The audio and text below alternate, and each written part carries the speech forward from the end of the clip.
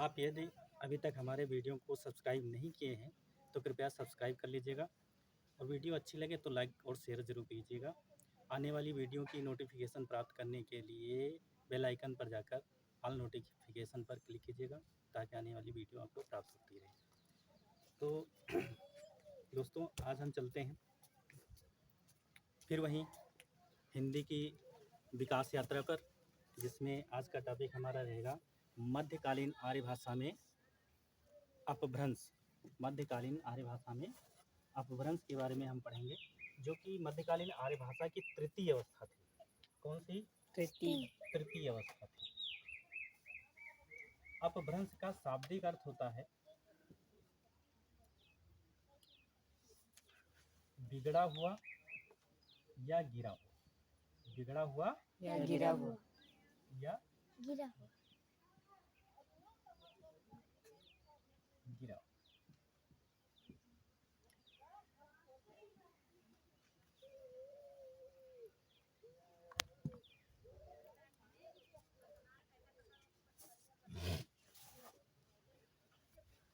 आगे हम देखते हैं कि इस भाषा का जो नामकरण हुआ है, विभिन्न विद्वानों ने जो नाम दिए हैं वो कैसे दिए हैं।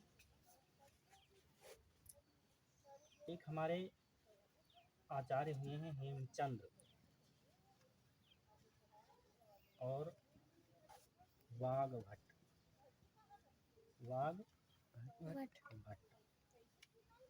इन्होंने इसे ग्राम भाषा कहा।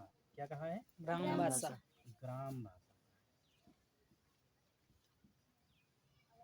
ठीक है।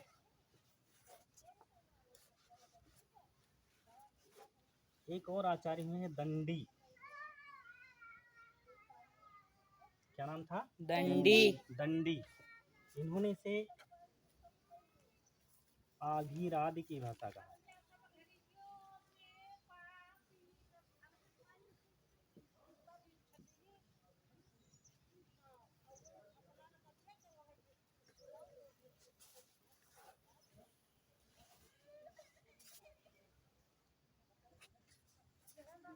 और महापंडित राहुल सांकृत्यायन और चंद्रधर शर्मा गुलेरी ने इसे पुरानी हिंदी कहा है।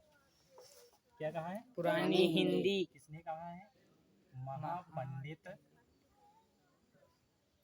राहुल सांकृत्यायन।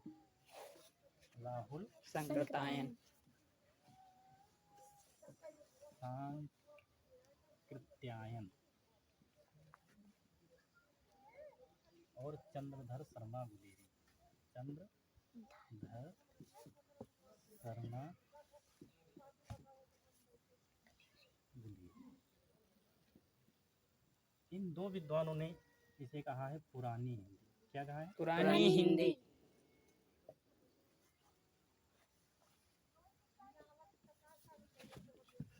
पुरानी हिंदी कहने के पीछे ये अपना तर्क प्रस्तुत करते हैं कि अपभ्रंश की सारी प्रवृत्तियों को हिंदी ने स्वीकार किया है और अपभ्रंश की अधिकांश ध्वनियाँ हिंदी में आत्मसात की गई हैं और हिंदी ने कुछ नई ध्वनियाँ भी विकसित की हैं, लेकिन अधिकांश ध्वनियाँ अपभ्रंश की इसमें प्रचलित हैं, इसलिए इसे पुरानी हिंदी का कहते हैं ये दोनों महाविद्वान।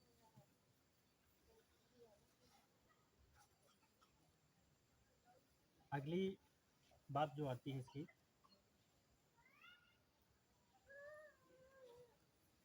इसके जन्म काल के बारे में।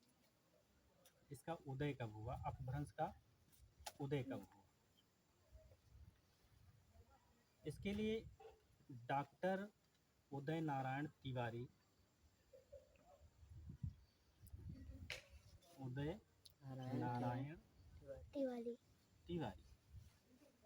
क्या नाम था उसका? उदय नारायण तिवारी। डॉक्टर उदय नारायण तिवारी, इन्होंने एक पुस्तक लिखी थी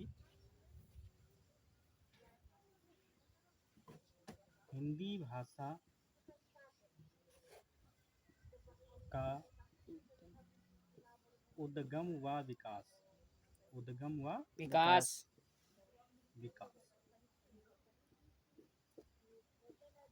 और उन्होंने इस पुस्तक में अपभ्रंश का जो उदय माना है वो 700 ईस्वी के करीब माना है। कब माना है? 700 700 ईस्वी में माना है। एक और साहित्यकार हुए हिंदी साहित्यकार जिनका नाम है नामवर सिंह, डॉक्टर नामवर सिंह। नामवर सिंह। इनकी एक पुस्तक है हिंदी के विकास में अपभ्रंश का योगदान। अपभ्रंश का योगदान।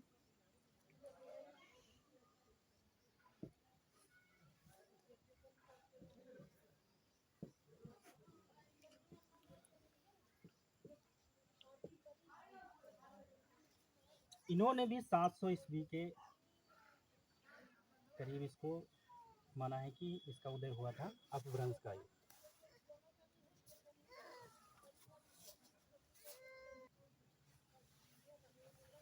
डॉक्टर भोलानाथ तिवारी, डॉक्टर भोलानाथ तिवारी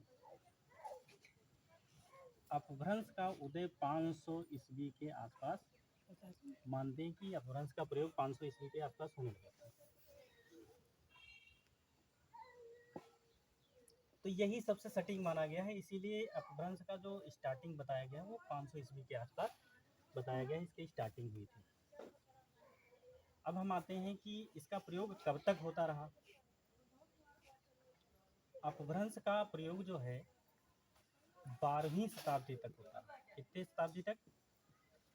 कितनी? 12वीं शताब्दी। 12वीं शताब्दी तक।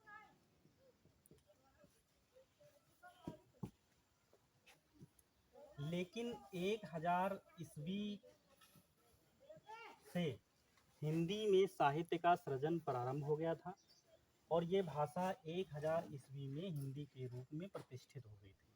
काहे में? हिंदी में। हिंदी में बदल गई थी, हिंदी में परिवर्तित हो गई थी। इसलिए इसका समय काल 500 ईस्वी से लेकर 1000 ईस्वी तक माना जाता है।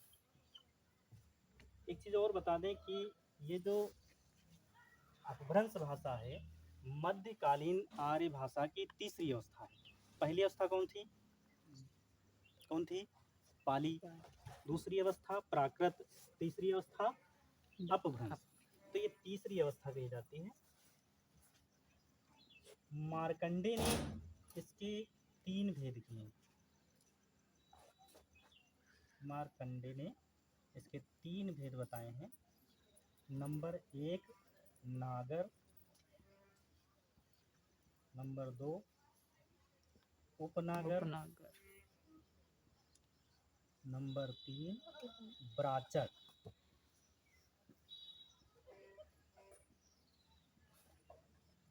इसमें देखिएगा नागर जो है गुजरात की बोली है,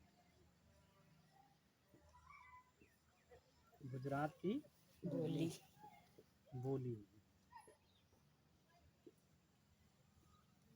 उपनागर राजस्थान की बोली है।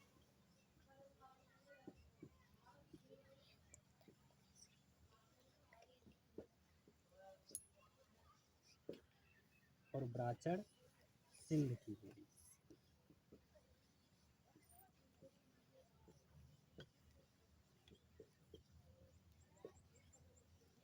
इस प्रकार से मार्कंडे ने 3 भेद इसके बताए। पहला क्या? नागर, दूसरा उपनागर, तीसरा ब्राचड़। नागर जो थी गुजरात की बोली थी, उपनागर राजस्थान की बोली और ब्राचड़ सिंध की बोली थी। अपभ्रंश की विशेषताओं में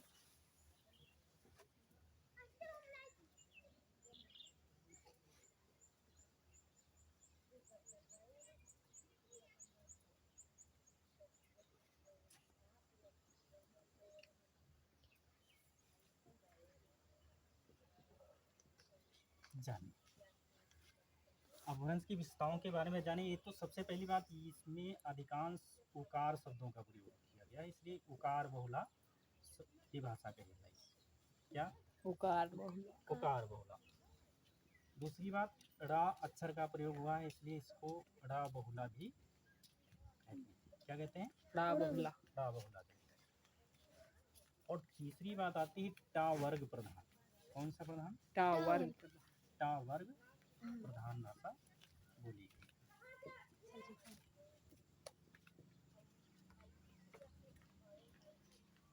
अपभ्रंश में संज्ञा और सर्वनाम के कारक रूपों के लिए अलग से चिन्हों का प्रयोग किया जाता रहा है।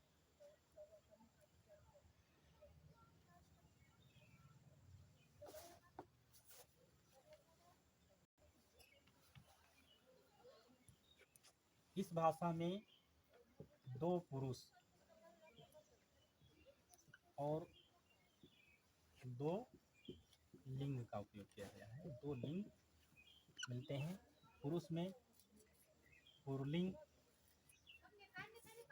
और स्त्रीलिंग, ये दो जो है पुरुष प्राप्त हुए मिले हैं। और लिंग में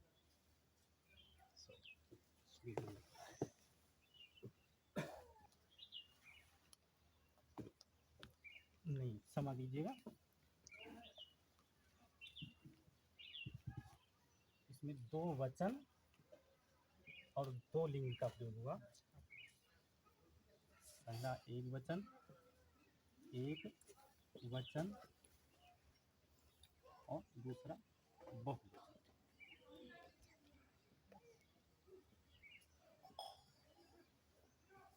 लिंग दो प्रयोग हुए, पुरलिंग और स्त्री।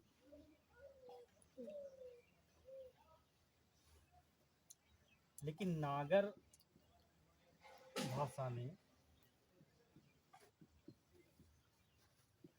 नपुंसक लिंग के उदाहरण मिल जाते हैं। नपुंसक लिंग के उदाहरण मिल जाते हैं।